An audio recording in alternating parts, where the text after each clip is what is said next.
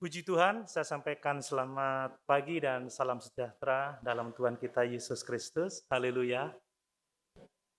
Sungguh saya sangat bersyukur kepada Tuhan bisa bersama-sama kita di dalam gedung gereja untuk beribadah. 3 minggu saya berkhotbah tanpa melihat wajah jemaat. Sungguh melegakan kalau sekarang kita bisa berjumpa. Itu semua karena kemurahan Tuhan. Gereja itu persekutuan. Memang kita dipaksa untuk sementara waktu menjadi gereja yang digital, tetapi tidak bisa menggantikan persekutuan. Dan bersyukur kalau Tuhan sudah menolong kita bisa bersekutu, supaya kita saling membangun, tumbuh bersama ke arah Kristus. Mari kita akan membaca firman Tuhan dari Injil Lukas pasal yang ke-8. Saya akan membaca ayat 49 sampai ayat yang ke-56. Kelanjutan dari kisah yang kemarin saya sampaikan, minggu lalu saya sampaikan. Mari saya membaca untuk kita sekalian, demikian firman Tuhan. Ketika Yesus masih berbicara, datanglah seorang dari keluarga kepala rumah ibadat itu dan berkata, "Anakmu sudah mati. Jangan lagi engkau menyusah-nyusahkan guru." Tetapi Yesus mendengarnya dan berkata kepada Yairus, "Jangan takut, percaya saja dan anakmu akan selamat." Setibanya di rumah Yairus, Yesus tidak memperbolehkan seorang pun ikut masuk dengan dia, kecuali Petrus, Yohanes, dan Yakobus, dan ayah anak itu serta ibunya.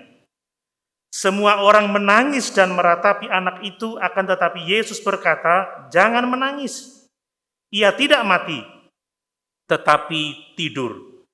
Mereka menertawakan dia karena mereka tahu bahwa anak itu telah mati. Lalu Yesus memegang tangan anak itu dan berseru, katanya, "Hai anak, bangunlah." Maka kembalilah roh anak itu dan seketika itu juga ia bangkit berdiri. Lalu Yesus menyuruh mereka memberi anak itu makan. Dan takjublah orang tua anak itu, tetapi Yesus melarang mereka memberitahukan kepada siapapun juga apa yang terjadi itu. Puji Tuhan. Haleluya. Sering saya sampaikan bahwa tidak ada seorang pun yang dapat menolak masalah. Tidak ada seorang pun yang bisa menghindar dari pergumulan, dari pencobaan. Saudara, tidak jarang kita harus mengalami krisis dalam kehidupan ini. Bahkan seringkali masalah, persoalan, krisis yang kita hadapi itu mendatangkan rasa takut yang sangat besar. Saya harus jujur mengakui bahwa ketakutan terbesar saya selama ini, saudara, adalah tatkala Nathanael dia sakit cukup keras ya karena infeksi usus buntunya. Di rumah sakit sampai kejang-kejang sedemikian rupa, ya kami berdua benar-benar syok melihat dia kejang itu ya. Saya baru tahu tangan itu bisa terpeluntir sedemikian rupa, matanya sudah terbalik, tinggal lihat putihnya saja, saudara. Saya sekarang agak bisa ketawa ini menyampaikannya, tetapi waktu itu kami benar-benar syok. Saya pukul-pukul pipi anak itu, saya bilang, bangun, Tan, ayo bangun. Dan kami tidak tidur sampai pagi menemani dia terus berdoa, meminta kesembuhan saya. Karena jujur saudara, harapan saya ada pada anak-anak saya. Mereka sangat penting bagi saya karena masa depan ada di tangan mereka. Jujur saya takut anak saya mati. Dan itu ketakutan terbesar saya selama ini. Dan pasti setiap orang tua juga memiliki perasaan yang sama, memiliki ketakutan yang sama saat melihat anak sakit keras, saat melihat anak bergumul dengan hidupnya. Pasti orang tua akan memiliki ketakutan yang sama dengan yang saya alami. Sesungguhnya orang tua selalu berpikir lebih baik saya yang sakit, lebih baik saya yang mati daripada anak saya, kan begitu ya.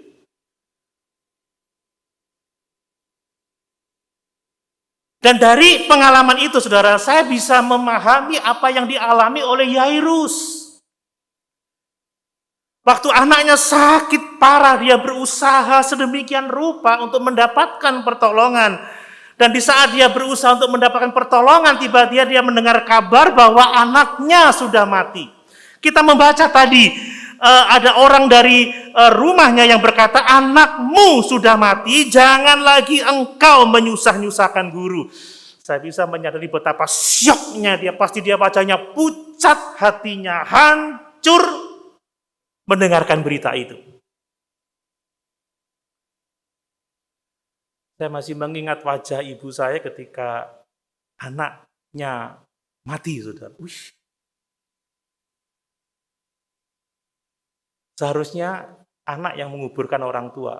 Kalau orang tua menguburkan anak, itu pergumulan yang sangat-sangat berat.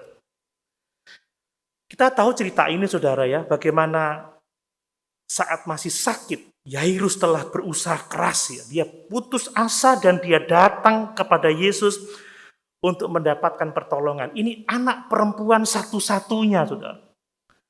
Dan tentunya setiap orang tua ingin anaknya akan tumbuh sehat, kuat, besar, dan membangun rumah tangganya sendiri nantinya. Kita bisa memahami usaha Yairus yang sangat luar biasa. Saya pikir dia telah mengabaikan harga dirinya karena dia posisinya adalah kepala rumah ibadat. Dia adalah orang terhormat dan orang-orang Yahudi, kebanyakan para pemimpin Yahudi pada waktu itu membenci Yesus, menolak Yesus. Pasti sangat beresiko untuk datang kepada Yesus. Yairus bisa dikata-katai, Yairus bisa tidak disukai, bahkan Yairus bisa saja dia kehilangan posisinya. Tetapi karena keadaan anak ini semakin hari semakin parah, tidak ada pertolongan, dia tidak punya pilihan, dia harus datang kepada Yesus. Entah hasilnya anak itu akan disembuhkan atau anak itu akan mati, Yairus tetap datang kepada Yesus. Dia tersungkur di hadapan Yesus dan memohon supaya Yesus datang ke rumahnya dan menjamah anak itu dengan harapan anak itu akan sembuh. Orang tua mana yang tidak melakukan usaha terbaiknya untuk anak-anaknya? Saudara, kisahnya berentetan lagi. Yesus pergi bersama-sama dengan Yairus ke rumahnya, tetapi di jalan ada yang menginterupsi. Saya sudah sampaikan minggu yang lalu bahwa Yesus sanggup menguduskan kita, sanggup menyucikan kita. Dan pada waktu-waktu yang berharga, saya yakin Yairus bilang, cepat, anak saya sudah sangat parah. Mereka jalan dengan didesak oleh banyak orang, tiba-tiba Yesus berhenti karena ada yang menjamah jubahnya. Saya pikir Yairus mulai stres, saudara. Guru, kenapa berhenti? Kenapa urusan dengan orang ini lagi? Dan saat-saat itulah saat dia mulai, aduh cepat, aduh kenapa lambat, tiba-tiba datang kabar anakmu sudah mati, jangan lagi menyusah-nyusahkan guru. Tetapi Yesus menenangkan Yairus dan pergi ke rumah Yairus, mengabaikan para pengolok yang mengejek Yesus, karena Yesus mengatakan anak itu tidak mati tetapi tidur. Lalu Yesus hanya mengajak Yakobus, Petrus dan Yohanes bersama dengan Yairus dan istrinya, dan Yesus memegang anak itu dan berkata, hai anak, bangunlah, dan anak itu hidup. Amin, Bapak Ibu. Apa yang dapat kita lihat dari kisah ini? Ini adalah pelajaran iman yang sangat berharga.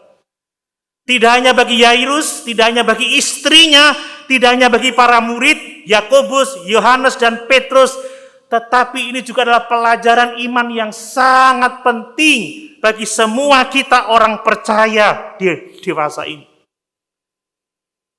Saudara, saat kita menghadapi masalah yang berat, saat kita menghadapi pergumulan yang hebat, krisis dalam kehidupan, yang mendatangkan ketakutan yang luar biasa, maka tidak ada pilihan lain, kita hanya bisa datang kepada Yesus. Amin.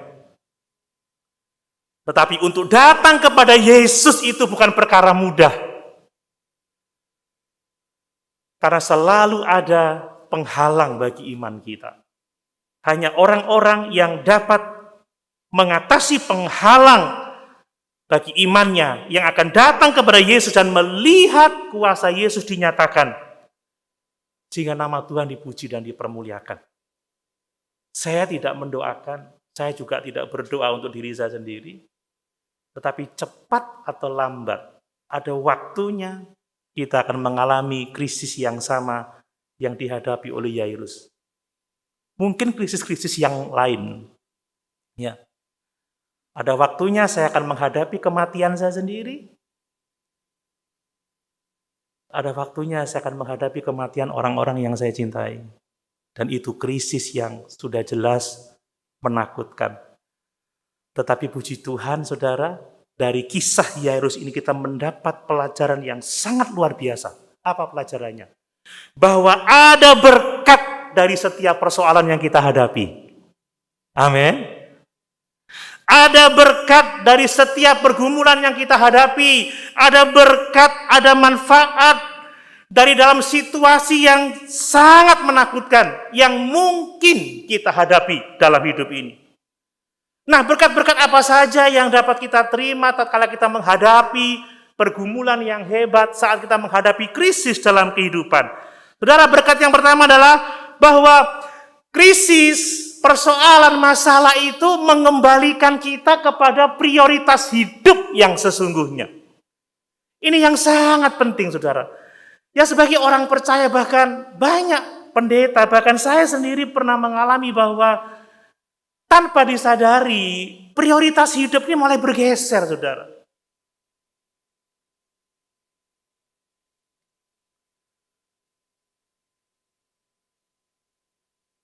Mungkin Bapak Ibu pernah mengalami pengalaman yang sama.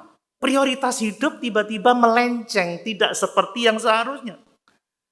Memang benar jika kita tidak benar-benar sungguh-sungguh berhenti untuk memikirkan hidup kita, untuk memikirkan bagaimana kita telah menjalani hidup kita, bagaimana apa yang menjadi prioritas hidup kita, maka tidak jarang kita menyimpang dan keluar dari apa yang penting yang seharusnya menjadi prioritas hidup kita. Dan kalau orang sudah melenceng dari prioritas hidupnya, itu bahaya, saudara. Bagaimana kalau saya pendeta, tiba-tiba saya berbisnis karena masa-masa susah, kebutuhan mendesak, kemudian saya buka kedai mie goreng misalkan. Saya nggak lagi duduk membaca firman Tuhan, mempersiapkan khotbah, saya banyak sibuk memasak mie goreng untuk pelanggan. Kalau ada pelanggannya. Atau mungkin saya sibuk dengan hal-hal yang lain yang tidak berkenaan dengan pelayanan saya. Tidak jarang anak-anak Tuhan sudah bergeser prioritasnya tidak lagi kepada Allah, tidak lagi kepada keluarganya, tetapi kepada dunia yang telah begitu banyak mempengaruhi hidupnya. Nah, persoalan masalah itu memaksa kita untuk berhenti dan memikirkan kembali apa yang sesungguhnya menjadi prioritas dalam hidup kita. Hanya krisis, hanya masalah berat yang membuat kita berhenti dan memikirkan jalan yang sudah kita tempuh dalam hidup ini. Saudara, Yairus adalah pemimpin rumah ibadat. Atau tepatnya sinagoga, saudara. Ini bukan bait suci, tetapi ini sinagoga. Banyak rumah-rumah ibadat di daerah Yahudi namanya sinagoga. Dan Yairus kepala rumah ibadat. Biasanya kepala rumah ibadat ini tidak sembarang orang. Hanya orang-orang yang punya prestis yang cukup, orang-orang yang kaya, saudara. Sebab pemimpin rumah ibadat bertanggung jawab untuk memelihara rumah ibadat. Dia bertanggung jawab untuk mengatur pelayanan, mengatur ibadah di rumah itu. Ada kemungkinan, saudara, Yairus adalah orang-orang yang sangat-sangat aktif, bahkan mungkin terlalu aktif sehingga mungkin dia melupakan prioritas yang penting dalam hidup seseorang, yaitu keluarganya, yaitu anaknya. Ada banyak orang yang terlalu sibuk di luar rumah, sehingga mengabaikan istrinya, mengabaikan anak-anaknya. Pikir dia yang penting aku sudah kasih uang cukup, aku berangkat jam 6 pagi, pulang jam 8 malam. Berangkat anak masih tidur, pulang anak sudah tiduran, seperti itu. Tidak ada waktu yang cukup untuk keluarga, pikirnya yang penting aku sukses, aku berhasil. Tidak ada yang kurang dari apa yang mereka butuhkan. Dan ini menggeser prioritas yang seharusnya, saudara. Ada banyak orang yang kerja 7 hari dalam seminggu. Kerja nggak 8 jam, 12 jam. Sampai rumah pun kadang lembur. Yang dipikirkan kerjaan. Anaknya mau ngajak main, tunggu Bapak masih sibuk.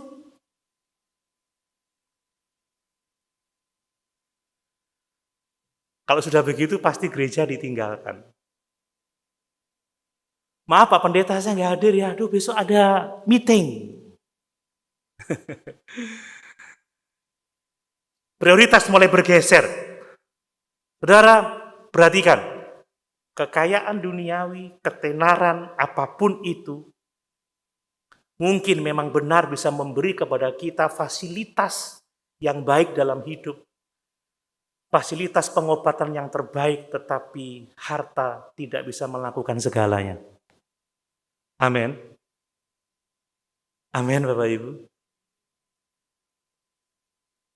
Yairus, orang yang kaya, kepala rumah ibadat, prestisnya luar biasa, tetapi tidak berdaya menghadapi sakit yang dihadapi oleh anaknya.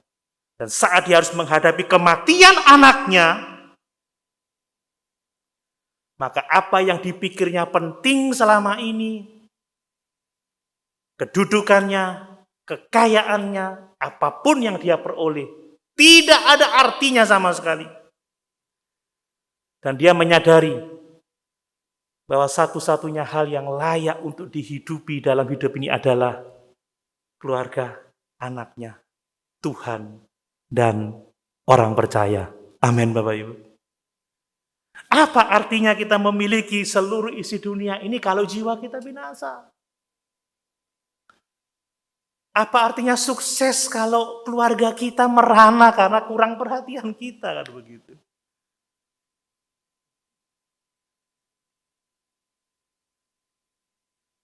Kadang orang berpikir, wah Pak Doni terlalu mementingkan keluarga. Tidak, itu prioritas saya.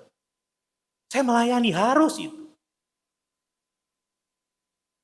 Harus, tetapi jangan sampai karena pelayanan anak-anak terbengkelai, tidak diperhatikan. Saudara, kalau uang untuk pelayanan, tapi untuk keluarga, pelit. Untuk orang-orang di sekitar kita, pelit. Untuk pekerjaan Tuhan, pelit. Invest sehingga tidak ada waktu untuk yang sesungguhnya sangat penting dalam hidup ini. Nah, bagaimana dengan kehidupan kita hari-hari ini? Apakah prioritas kita ada pada Tuhan? Apakah prioritas kita ada pada keluarga, pada sesama orang percaya, pada gerejanya? Karena kalau kita sudah diperhadapkan dengan kematian kita sendiri, diperhadapkan dengan kematian orang-orang yang kita kasihi, dihadapkan oleh tubuh Kristus, maka semuanya itu tidak ada artinya. Jangan sampai kita harus dipaksa dengan krisis dulu, baru kita akan menyadari prioritas hidup yang sesungguhnya. Mari mengucap syukur saja kalau kita menghadapi krisis hari-hari ini. Amin. Mungkin Tuhan sedang mau mengembalikan prioritas hidup kita pada tempat yang sesungguhnya. Dan sampai kita mengumpulkan harta di bumi ini, merasa itu yang paling penting, tetapi yang sesungguhnya yang penting adalah keluarga. Maaf, Tuhan, keluarga, dan sesama orang percaya yang membutuhkan pelayanan kita. Nah, manfaat apa lagi, saudara? Berkat apa lagi, saudara? Ternyata krisis situasi yang sulit dalam hidup ini Itu membuat kita menjadi rendah hati dan datang kepada Yesus. Nah, ini saudara luar biasa.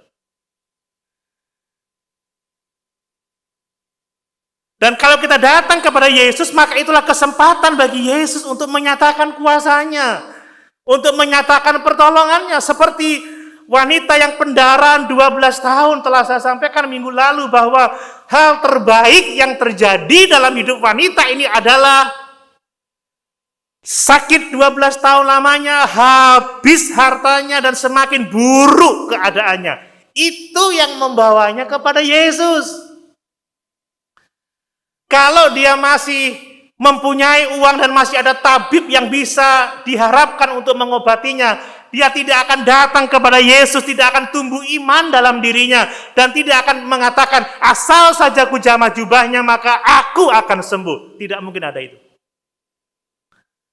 Yairus tidak mungkin datang kepada Yesus karena dia seorang yang kaya, seorang kepala rumah ibadat. Ada banyak tabib pada waktu itu.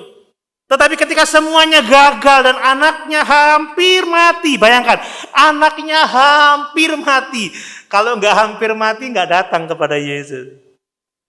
Saudara, kalau orang nggak dibuat drop, nggak datang kepada Yesus.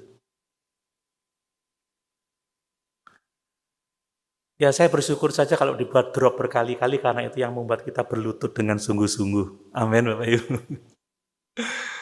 Itu yang membuat kita ketemu Yesus. Yairus gak pernah pikir Yesus kalau anaknya baik-baik saja, saudara. Ketika anaknya tidak baik, nah itu baru dia mulai mencerna apa yang didengar tentang Yesus. Imannya mulai tumbuh dan itu yang mendorongnya datang kepada Yesus. Jadi parahnya sakit anak adalah yang membuat Yairus tersungkur di kaki Yesus. Dia rendah hati. Dia mengabaikan prestisnya, dia mengabaikan harga dirinya. Dia tidak lagi takut kehilangan posisinya, terserahlah orang tidak suka aku atau mungkin memecat aku sebagai kepala rumah ibadat, terserah. Karena anakku sudah hampir mati dan dia tersungkur. Saudara, orang kaya itu bajunya mahal. Jubahnya indah, tapi dia rela tersungkur. Dia tidak malu dan tidak takut mengotori pakaiannya. Mungkin robek karena batu dan lain sebagainya. Dia tidak pikirkan semuanya itu. Tapi dia merendahkan diri di depan orang banyak. Tersungkur di depan Yesus. Dan meminta pertolongan. Masalah yang berat. Yang tidak mungkin kita hadapi. Merendahkan hati kita. Amin. Akhirnya kita nyanyi. Hanya ku bisa lari kepada Yesus. Kalau masih bisa, usaha saudara. Nggak bisa lagi. Hanya ku bisa lari kepadanya. Di bawah salibnya Yesus, ku sentosa. Hanya ku bisa lari kepadanya. Amin. Kalau semua sudah gelap, semua sudah suram, nggak tahu lagi mau buat apa. Jatuh tersungkurlah kita dan berkata, Tuhan tolong saya. Tuhan tolong saya. Kerendahan hati membuat kita datang kepada Yesus. Dan tatkala kita datang kepada Yesus adalah waktu di mana Tuhan akan menyatakan kuasanya dan kehendaknya bagi kita. Amin. Nah, yang berikutnya, apa saudara manfaat berkat dari keadaan sukar? Saudara, keadaan sukar itu mengingatkan kita bahwa ada waktunya kita akan mati, saudara. Ada waktunya juga orang-orang yang kita kasih ini akan mati, itu realita yang tidak bisa dihindari. Karena Alkitab berkata, manusia telah ditetapkan satu kali untuk mati dan sesudah itu dihakimi. Dan tatkala kita sadar bahwa kita ini akan mati, saudara, anak-anak kita akan mati, maka itu seharusnya mendorong kita untuk datang kepada Yesus. Karena dialah jalan, kebenaran, dan kehidupan. Karena dialah kebangkitan dan hidup. Karena dialah satu-satunya Tuhan dan Juru Selamat yang dapat memberikan kehidupan yang kekal bagi setiap orang yang percaya kepadanya. Saudara, krisis yang membahayakan hidup kita itu membawa kita kepada iman yang sungguh-sungguh. Saudara, kita nggak akan mempercayai Tuhan sebagaimana seharusnya kita mempercayai Dia sebelum kita menghadapi krisis yang hebat dalam hidup ini. Ya percaya asal percaya. Ya dikatakan bergantung, ya bergantung, tetapi tidak bergantung sebagaimana mestinya. Ketika krisis menghantam kita, disitulah kita benar-benar berpegang pada Yesus, benar-benar bergantung kepadanya, benar-benar percaya kepadanya. Saudara, hanya masalah yang berat yang akan memaksa kita untuk mempercayai Yesus sebagaimana seharusnya. Banyak orang asal percaya, ke gereja asal ke gereja, nyanyi asal nyanyi, doa asal doa, memberi asal memberi, ya, melayani asal melayani, tapi enggak dengan kesungguhan, kesadaran bahwa hanya Yesus yang dapat menolong kita. Enggak nyanyi dengan sungguh-sungguh, berdoa dengan sungguh, mendengar Alkitab dengan sungguh-sungguh, membawa catatan, memahami dan mau melakukannya. Kalau memberi, ya memberi dengan sungguh-sungguh dan sepenuh hati. Tapi ketika masalah yang membahayakan hidup itu datang, baru kita sadar. Dan kita akan melakukan apa yang benar-benar seharusnya kita lakukan.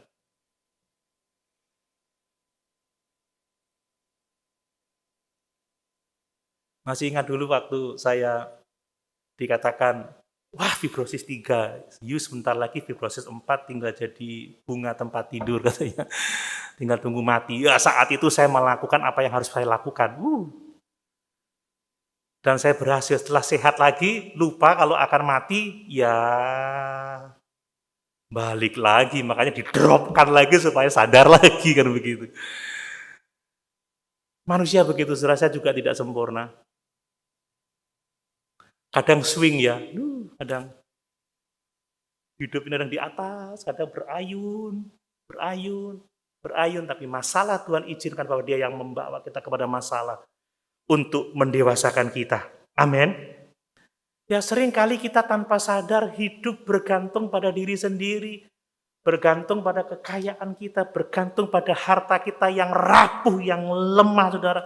Kita ini berpikir, wah hidup saya masih panjang, Belanda masih jauh.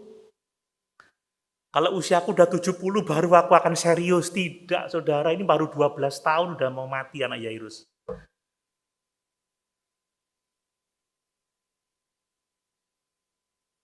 Kata Tuhan, waktu ini adalah waktu keselamatan itu. Amin, saudara. Jangan tunggu, nanti 5 tahun lagi aku serius. Nanti kalau aku udah kaya, aku akan berkorban. Sebelum kaya sudah wafat ya, percuma.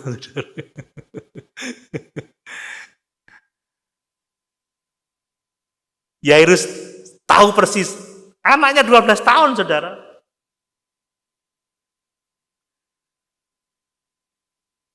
Pada waktu kita kehilangan orang-orang yang kita kasih, bahkan mungkin kita ingat bahwa hidup ini uap ya, yang sebentar saja kelihatan lalu lenyap, seperti bunga di rumput yang mekar sebentar tiba-tiba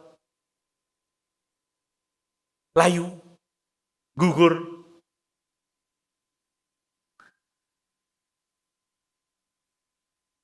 Saya bukan manusia super yang sudah sok berani menghadapi kematian. Enggak. Tapi saudara, kita harus sadar bahwa saat itu akan tiba dan itu akan membawa kita untuk beriman dengan benar kepada Tuhan. Bukan lagi asal percaya, asal berdoa, asal menyanyi, asal melayani, asal berkhotbah, kan begitu. Tapi melakukan dengan sungguh-sungguh seperti yang dikehendaki oleh Tuhan. Saudara, banyak di antara kita yang di waktu-waktu belakangan ini menghadapi situasi yang menakutkan, terpapar COVID, saudara, sampai cukup parah, harus ke rumah sakit. Perekonomian menurun, saudara, bisnis merosot, tidak ada perbaikan demi perbaikan. Rumah tangga sulit, ada pergumulan. Masih ada saja yang kehilangan pekerjaan. Kematian orang yang dikasihi mendatangkan beban. Tetapi saudara, apapun situasi yang kita hadapi, ada berkat buat kita yang percaya kepada Tuhan. Biarlah situasi itu memurnikan motivasi kita, mengembalikan kita kepada prioritas hidup yang sesungguhnya. Biarlah persoalan itu membawa kita rendah hati, dan biarlah pergumulan membuat kita mempercayai Tuhan sebagaimana seharusnya kita percaya kepadanya. Amin. Namun demikian saudara, ternyata tidak gampang loh saudara percaya kepada Tuhan itu. Nggak gampang. Ada banyak pergumulannya.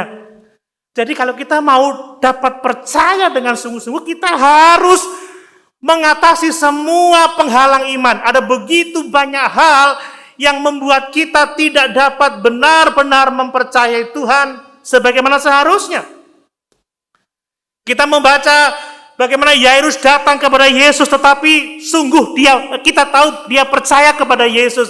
Tetapi untuk dia sampai datang kepada Yesus, ada begitu banyak pergumulan yang harus dia hadapi. Pertama-tama apa?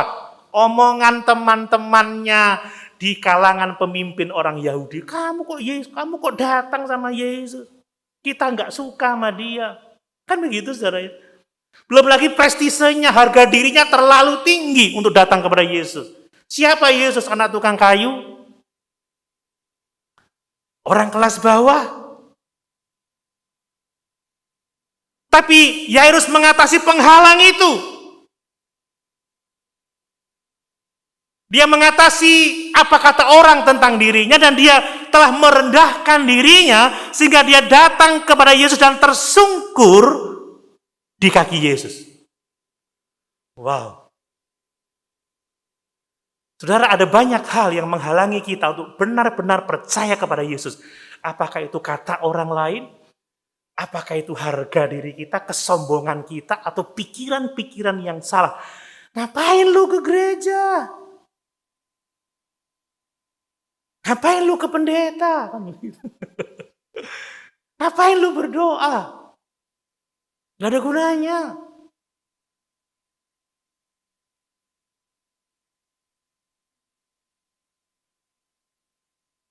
Ya seperti contoh untuk vaksin aja. Untuk vaksin harus mengatasi penghalang bahwa vaksin itu membahayakan, bahwa vaksin itu adalah konspirasi. Saya udah booster. Kita ke gereja pasti mengatasi beberapa kendala hari ini. Masih tinggi nih Omikronnya. Ngapain? Online aja. Pasti banyak alasan, saudara.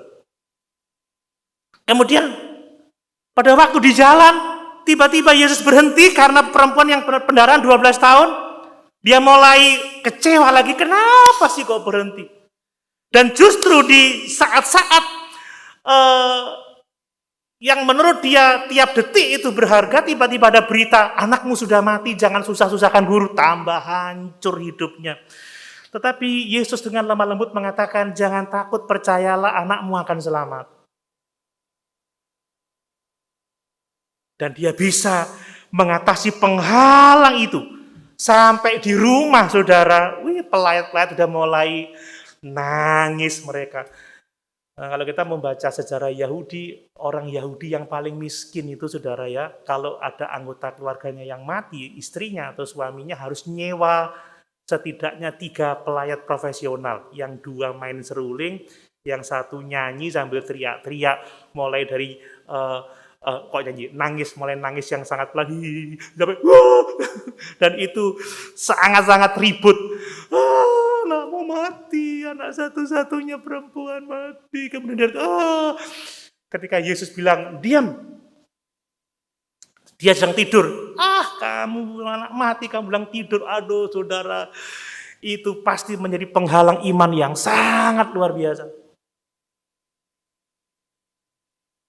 Tetapi Yairus dapat mengatasi itu. Pada akhirnya Yesus hanya mengizinkan Petrus, Yakobus, Yohanes, Yairus dan istrinya. Dan ketika anak itu bangkit, jangan kamu bicara kepada siapapun juga. Saudara, ingat bahwa siapa yang tidak punya akan diambil daripadanya, bahkan yang tidak dia miliki. Tapi Barang siapa memiliki, dia akan diberi lebih banyak lagi. Penghalang iman apa yang membuat saudara tidak bisa sungguh-sungguh percaya? Harus diatasi. Apa saja? Kalau tidak, kita tidak bisa datang kepada Yesus. Mungkin teman mengeluarkan omongan-omongan yang merendahkan kita. Mungkin ada hal-hal yang membuat kita tidak bisa dengan sungguh-sungguh tersungkur di kaki Yesus. Atasi itu. Sebab hanya Yesus yang sanggup menolong kita. Amin. Dan yang terakhir saudara. Saat kita menghadapi pergumulan yang berat, hanya Yesus yang sanggup menolong kita. Tidak ada yang lain. Ketika kita sudah terjepit, ketika kita sudah putus asa dan tidak berdaya, tidak tahu lagi apa yang harus kita lakukan, maka hanya ada Yesus yang bisa menolong kita. Dan satu-satunya hal yang bisa menolong kita adalah datang kepada Yesus untuk mendapatkan pertolongannya. Saya begitu senang melihat bagaimana Yesus membangkitkan iman Yairus. Ya. Ketika dia datang kepada Yesus, bagaimana dia lalu berdiri dan mau pergi bersama-sama dengan Yairus. Saat perempuan 12 tahun pendaran menginstruksi dia, bagaimana dia mengatakan, Yairus, tenang, percaya saja. Saat pelayat-pelayat mengganggu dia, Yesus berkata, diam, anak itu tidak mati, tetapi anak itu lagi tidur. Dan dia menutup diri dari orang-orang yang mencemooh itu. Dan akhirnya Yairus melihat anaknya dibangkitkan oleh Yesus. Saudara, hal yang luar biasa tatkala kita datang kepada Yesus adalah bahwa Yesus menerima kita sebagaimana adanya kita. Amin. Tidak dibutuhkan iman yang besar, iman yang kuat untuk datang kepada Yesus.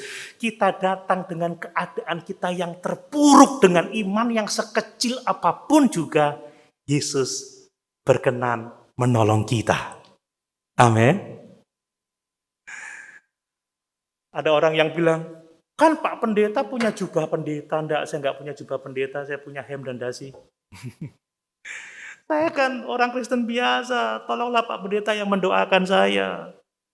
Kalau doa pendeta pasti dijawab oleh Tuhan. Doa saya enggak didengar. Tidak, saudara. Yairus imannya bukan iman yang besar, bukan iman yang kuat. Tidak seperti perwira di Kapernaum, yang dia datang kepada Yesus pada waktu masih di Kana. Engkau tidak usah datang ke rumahku. Aku tidak layak menerima engkau. Katakan sepatah kata saja, maka anakku itu akan sembuh. Tidak seperti perwira itu, saudara. Dia tidak mengatakan, katakan saja, anakku akan hidup. Tidak, dia berkata, mari ke rumah. Jamah anak ini. Bedakan imannya, tetapi Tuhan tidak menolak Yairus. Yesus sangat murah hati. Seringkali terkadang iman kita tidak sekuat iman orang lain. Tapi kalau kita mau datang kepada Yesus dengan diri kita sekarang ini, engkau akan melihat pertolongan Tuhan dinyatakan bagi kita. Amin. Tidak usah nunggu imannya kuat dulu, saudara. Datang pada Yesus. Dia berkata, mari kepadaku semua yang letih, lesu, dan berbeban berat. Aku akan memberi kelegaan kepadamu. Tidak harus lulus sarjana teologi untuk didengarkan doanya oleh Tuhan. Tidak lulus SD pun, kalau percaya Yesus dengan iman yang seadanya pun, akan menerima pertolongan dari Tuhan. Yairus tidak seperti perwira di Kapernaum, tapi dia ditolong dan diberkati oleh Tuhan. Lihat, kuasa Tuhan menolong orang lain itu membuat kita untuk percaya. Saya dulu memiliki penilaian yang keliru tentang lagu Kalau lain ditolong, saya juga. Saya tidak benar-benar memahami lagu itu. Ternyata yang mengarang lagu itu memahami kisah ini, saudara. Lihat bagaimana Tuhan menuntun Yairus kepada iman. Ketika di jalan diinterupsi oleh seorang yang pendaran 12 tahun. Maka Yesus meneguhkan keselamatan orang itu, kesembuhan orang itu karena sudah menjamah jubahnya dengan iman. Maka ketika Yairus melihat peristiwa itu, maka seharusnya itu membangkitkan iman Yairus. Amin. Lihat, terkadang Yesus menahan langkah kakinya, dia menahan Yairus untuk menunggu beberapa saat untuk melihat pertolongan yang dialami oleh orang lain. Dan tidak jarang Tuhan menahan kita. Doaku kok gak dijawab-jawab ya. Tuhan udah 1 tahun aku berdoa. Tuhan sudah 2 tahun. Saudara, kalau Tuhan menahan sesuatu, Tuhan mau kita melihat kuasanya bekerja pada orang lain. Dan di situ akan bertumbuh iman yang sama. Bahwa Tuhan kalau menolong orang lain, dia juga pasti akan menolong kita. Amin. Ini luar biasa. Dan kuasa Tuhan mendorong kita untuk kita dapat dengan sungguh-sungguh datang kepada Tuhan. Kuasanya untuk membangkitkan orang mati, saudara. Saudara, Tuhan Yesus itu membangkitkan orang mati seperti kita membangunkan anak kita pada waktu tidur tadi pagi. Yoel, bangun. Tan. Ya. Iya agak susah. Bangun. Yesus membangkitkan orang mati seperti itu. Dia pegang tangannya. Hai anak, bangunlah. Bangun, saudara. Amin.